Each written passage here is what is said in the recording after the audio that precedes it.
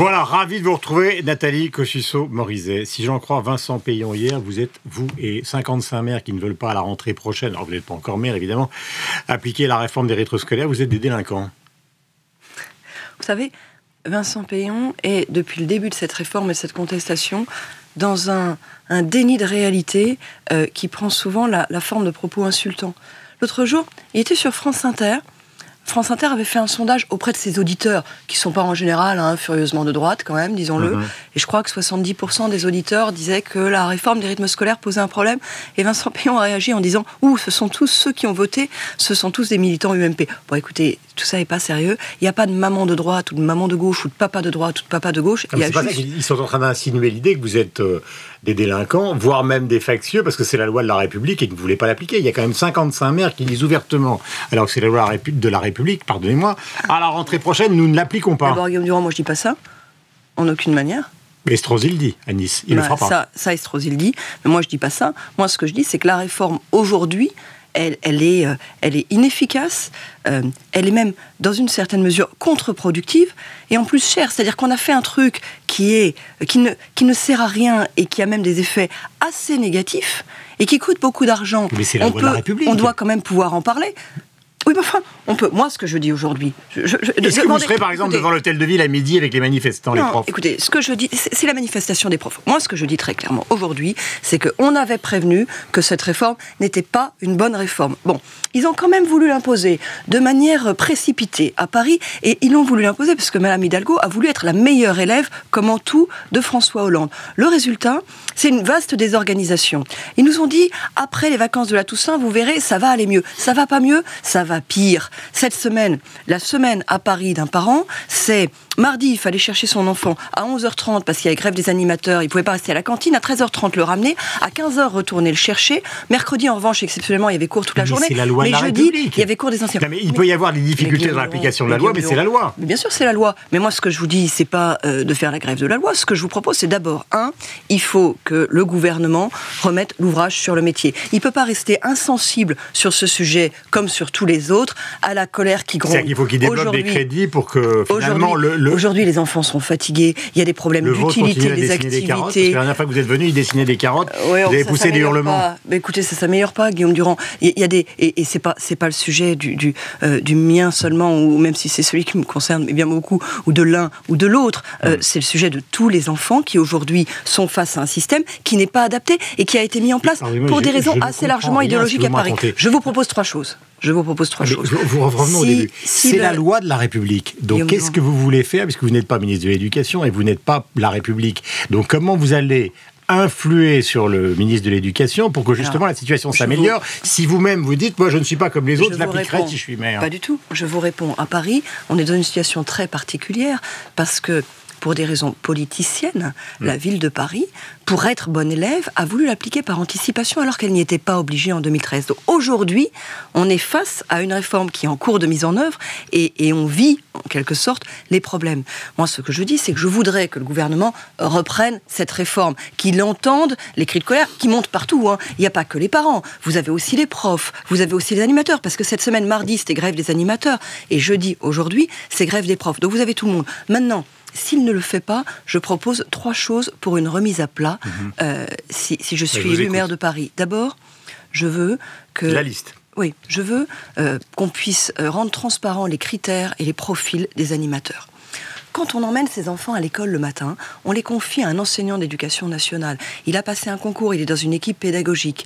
C'est un pro, si vous voulez. Et puis la ville de Paris, le soir, les transfère à des animateurs dont on ne sait pas sur quels critères ils ont été choisis et qui ils sont. Je suis sûre qu'il y a des gens formidables, mais j'aimerais tout simplement savoir qui c'est. Et je veux la transparence sur les profils. Deuxième chose. Et 2 points. Brièvement, parce que j'ai plein de questions. Je veux l'utilité des activités qui sont proposées. Cette affaire, elle va coûter à Paris entre 50 et 100 millions d'euros par an. Il faut au moins que les activités soient utiles. Or, aujourd'hui, c'est très inégal. Vous avez des choses qui sont bien, d'autres qui sont vraiment... mais de peu d'intérêt. J'ajoute que l'utilité, pour moi, elle doit aller dans le sens de l'égalité des chances. Parce que pour un prix pareil, en quelque sorte, il faut que ça permette d'accompagner les enfants qui ont le plus de difficultés, plutôt que finalement une simple garderie qui sera même pas de la même qualité partout. Troisième chose, je veux que ça conforte les professeurs dans leur autorité plutôt que ça aille l'abîmer. Vous avez des professeurs qui sont Donc très il faut quoi, redéfinir la réforme? démobilisés.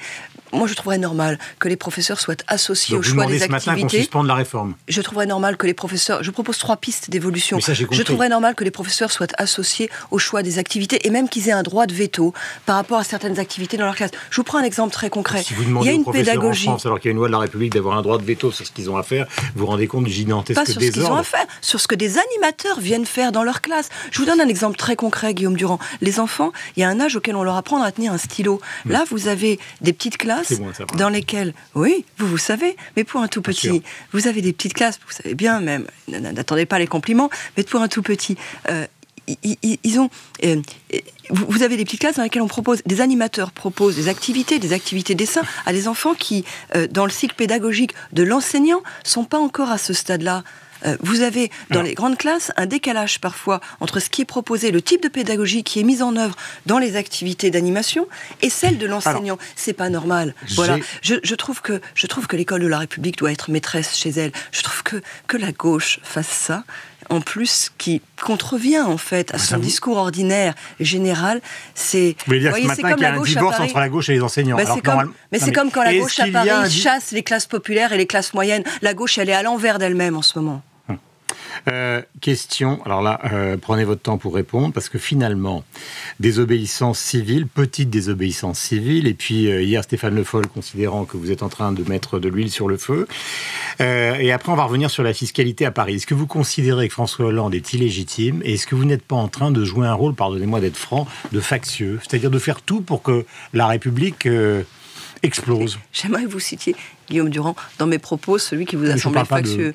Sur la question... Vous n'êtes pas en train de mettre de l'huile sur le feu, de vouloir faire exploser la République, interrompre un quinquennat? Le problème de François Hollande et du gouvernement, c'est non seulement un problème de fond, un problème de sens, parce qu'il ne met pas de sens dans son action, mais quand même un problème de méthode. Il y a une telle colère dans le pays, il y a une telle déception par rapport à son action pour tous ceux qui y croyaient, parce qu'il y a quand même une majorité de Français, de fait, qui ont cru, qui l'ont élu. Il y a une telle angoisse que son attitude, qui donne l'impression, disons-le, de rien entendre, il donne l'impression de ne pas écouter, il donne l'impression... Mais c'est quoi, c'est de la maladresse ou il le fait exprès? Je sais pas, mais je suis sûre que ça provoque une exaspération terrible. Vous reprenez la réforme des rythmes scolaires. Vincent Payon. On va pas repartir sur la réforme des rythmes scolaires. Simplement, on peut pas imposer, en l'occurrence à des maires, une réforme qui est très onéreuse, ça coûte très cher, sans à aucun moment. Donc est-ce que vous êtes d'accord avec les 50... vous m'avez dit que ce ne sera pas mon cas, mais est-ce que vous comprenez les 55 maires qui disent la réforme à la rentrée? Je vois bien qu'il y a l'exaspération. Moi, vraiment, j'applique la loi, c'est la loi. Je pense donc vous n'êtes pas solidaire de ce qu'ils font. Je pense qu'on peut l'appliquer autrement. Je vois bien l'exaspération qui est la leur. Vous dites que François Hollande ne sait pas très bien ce qu'il fait, mais quand François Fillon donne un entretien au Monde où s'explique sur sa fameuse phrase à propos du Front National et qui dit, au fond, j'ai sans doute pas été assez clair, est-ce que vous avez l'impression qu'il est aussi lucide que François Hollande? C'est-à-dire qu'on a l'impression qu'au fond, les grands dirigeants de l'opposition, ils savent pas tellement plus non plus ce qu'ils veulent faire, quoi. Mais chacun... Il y en a qui parlent de dissolution, d'autres de remaniement... Oui, si vous voulez, la vérité, c'est qu'il y a un état de confusion absolument terrible qui naît de l'incapacité du chef de l'État à donner des perspectives. Mais est-ce que cette confusion n'est pas aussi dans votre camp? Trop de candidats, on ne sait pas si les primaires auront lieu, n'auront pas lieu. D'une certaine manière, vous avez raison, sauf que ça n'a pas la même importance. À chaque fois qu'il y a une défaite politique majeure, comme ça a été le cas à l'occasion présidentielle de l'élection présidentielle de 2012, l'opposition vit une phase de recomposition. La gauche avait vécu la même après 2007. Je vous dis pas que c'est agréable, mais c'est assez normal. C'est pas très grave. Moi, personnellement, j'y attache pas plus d'importance que ça. Il y aura des élections en 2007, il y aura une primaire en 2007, et de toute façon, moi, mon actualité, mon engagement, mon énergie, elle n'est pas investie. Elle n'est pas investie là-dedans. Donc, qu'il y ait des débats à l'intérieur de l'opposition a finalement peu d'importance au regard de ce que c'est que l'état de confusion et d'angoisse dans lequel nous sommes. Dans le question. Pays. Alors là aussi, prenez votre temps pour répondre. Est-ce que vous avez une taupe ou plusieurs taupes à l'intérieur de la mairie de Paris pour prétendre, parce que vous le dites à longueur de conférences de presse, qu'il y aura finalement une hausse de la fiscalité si Anne Hidalgo est réélue? D'abord, d'où sortent Guillaume ces Durand, chiffres? je ne prétends pas, j'ai apporté des preuves, et le terme taupe n'est pas du tout adapté. Qu'est-ce qui se passe depuis plusieurs jours? Il y a quand même des fonctionnaires de l'intérieur de la mairie qui vous... Parce que vous êtes en train de raconter à la France entière que Anne Hidalgo, contrairement à ce qu'elle raconte, prépare des hausses d'impôts. Bien sûr, mais Guillaume Durand, oui c'est vrai, mais Guillaume Durand, le terme taupe, les preuves elles sont sur le site internet, je les ai présentées à la presse hier. Qu'est-ce qui s'est passé? On a des hauts fonctionnaires de la ville qui, excédés par la duplicité d'une candidate qui d'un côté se déplace sur les plateaux de télévision pour promettre la stabilité fiscale et de l'autre côté en fait fait préparer par les services des hausses d'impôts si elle était élue, excédés par ça, m'ont communiqué des documents internes de la ville qui montrent, j'aime pas le terme taupe parce que si vous voulez, ce sont des gens qui sont des gens honnêtes, qui sont excédés par la duplicité et par le mensonge de la municipalité en place. Il faut voir ce qui se passe. Madame Hidalgo, qui est fidèle en cela à celui qui a toujours été son maître, François Hollande, parle de stabilité fiscale, mais prépare une razzia fiscale pour l'après-élection, qui est considérable. Un seul exemple, on va regarder votre site internet, mais ce matin on est en direct. Soyons précis. Donnez-moi un exemple de razzia fiscale préparée. François Hollande a tondu les Français et Madame Hidalgo, elle s'apprête à saigner les Parisiens. Je vous donne 4 exemples sur le document interne de la ville de Paris que vous trouvez sur mon site internet, parce que c'est un problème de morale politique, parce qu'il y a une forme d'escroquerie politique et morale dans ce qu'est en train de faire Madame Hidalgo. Vous trouvez le plan caché de hausse des impôts qu'elle prépare. C'est-à-dire que vous avez la situation des finances de la ville en 2015, et quel que soit le scénario, les hausses d'impôts paraissent indispensables si on continue comme ça et si on continue avec eux. Et vous avez les hausses d'impôts qui sont proposées. Ils proposent une hausse de 10% de la taxe d'habitation. Ça fait 70 millions d'euros par an. Ils proposent une hausse de 10% de la taxe foncière. Ça fait 95 millions d'euros par an. Ils proposent Ils proposent la fin de l'abattement sur la taxe d'habitation pour les familles. Donc ça, c'est une hausse qui est spécialement ciblée sur les familles. C'est un abattement qui est sensible pour toutes les familles. Et ça fait 160 millions d'euros par an. Ils proposent une hausse généralisée de tous les tarifs. Ils citent même les tarifs d'un des équipements, en l'occurrence les équipements de tennis, mais il est clair que la hausse qui est proposée est pour tous les équipements. C'est ça ce que propose. Et je le dis très clairement. Est-ce que vous considérez aussi, puisque vous l'avez affirmé dans cette conférence de presse, parce que c'est la même méthode que celle de François Hollande. Voilà. Anne Hidalgo, c'est le produit dérivé de François Hollande. Finalement, c'est le même ADN. L'absentéisme à la mairie de Paris, c'est vrai ? Oui, c'est vrai. C'est un rapport de la Chambre régionale des comptes. 200 millions d'euros par an. Moi, je ne veux pas faire subir tout ça aux Parisiens. Et c'est la raison pour laquelle je propose un plan d'économie d'1 milliard. National, ceux qui ont déculpabilisé depuis la fin de la campagne de Nicolas Sarkozy la poussée de l'extrême droite en France. Parce que c'est quand même ça l'argument de la gauche, c'est de dire ils sont bien gentils, NKM et ses copains, pardonnez-moi d'être familier, mais en fait, dans la fin de la campagne de Nicolas Sarkozy, c'est eux qui ont déculpabilisé au fond le glissement vers l'extrême droite.